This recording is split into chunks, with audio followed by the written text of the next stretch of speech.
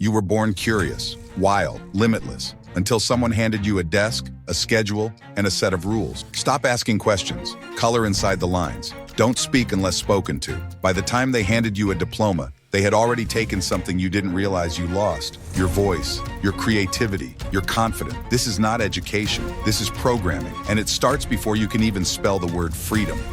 Every day, millions of American children walk into buildings designed not for creativity or confidence, but for compliance. We call it education, but look deeper, and it starts to look a lot like a factory, not designed to inspire your genius, but to manufacture your compliance. Not built to prepare you for life, but to prepare you to submit. They didn't fail to teach you who you are. They succeeded in making sure you'd never ask. This isn't about bad teachers. It's about a system too old to question and too powerful to escape without scars. In this episode of Mental Slavery and Societal Control, we expose one of the deepest systems of quiet obedience, the modern school system.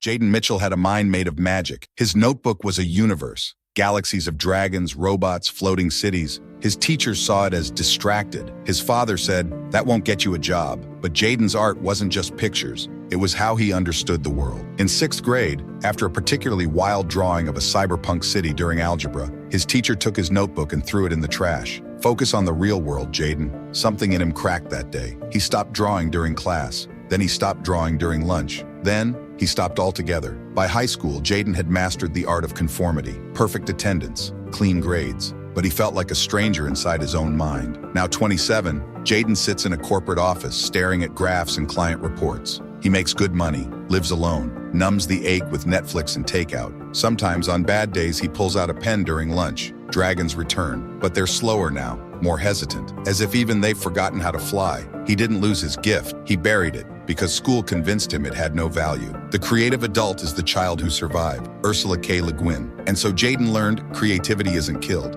it's shamed into silence.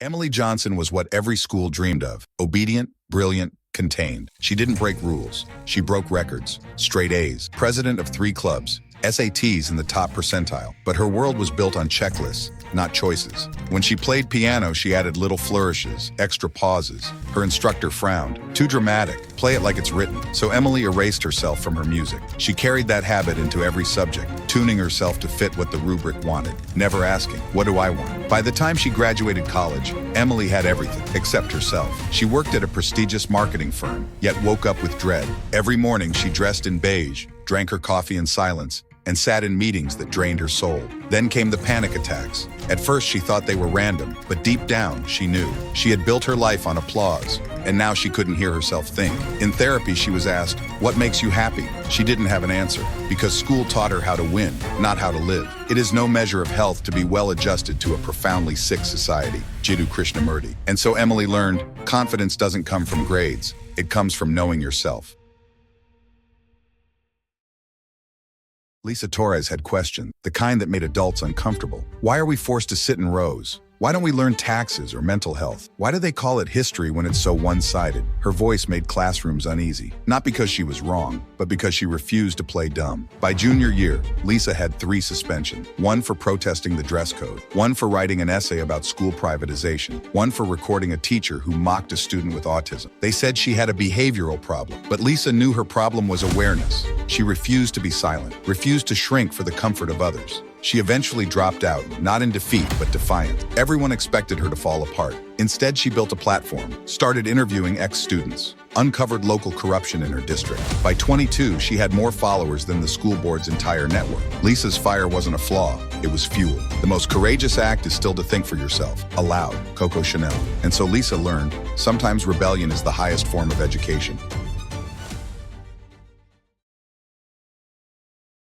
Tyler Green was easy to forget, and even easier to misjudge. He struggled with reading, not because he was slow, but because the letters never stood still. Dyslexia was his shadow, but no one taught him how to dance with it. Instead, they handed him worksheets, timed tests, public humiliation. By 4th grade, Tyler learned the rules. Stay quiet, stay invisible, don't try too hard, because trying led to failing, and failing meant jokes, whispers, isolation. His teachers called him average, but they never read his stories. He wrote late at night, entire novels tucked into spiral notebooks, Worlds where misfits became warriors, where silence was a superpower. He never showed anyone, not because he didn't want to, but because school made him believe it wouldn't matter. Now 25, Tyler works nights at a print shop, still writes, still dreams. But the fear of being seen is stronger than ever, all because no one saw him when it counted. Everybody is a genius, but if you judge a fish by its ability to climb a tree, it will live its whole life believing it is stupid. Einstein. And so Tyler learned,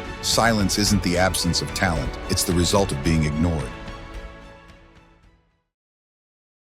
Jayden buried his art. Emily forgot her voice. Lisa burned for truth. Tyler wrote in secret. Different kids, different scars, but the same machine. Each was born with fire and taught to drown it. This system doesn't reward questions. It punishes them. It doesn't grow minds. It programs them. And it does it so quietly, so efficiently, that most never notice until the damage is done. This isn't education. This is manufacturing. It's not about preparing kids for life. It's about preparing them to obey. But here's the dangerous part. The conditioning doesn't end when school does. It lives on in how we work, how we parent, how we limit ourselves without realizing why. Until you make the unconscious conscious, it will direct your life and you will call it fate. Carl Jung. The system isn't broken. It was designed to break you. But awareness is rebellion, and rebellion is freedom. So unlearn the lies. Speak the truth. Reclaim your fire, because school ends, but your story doesn't have to.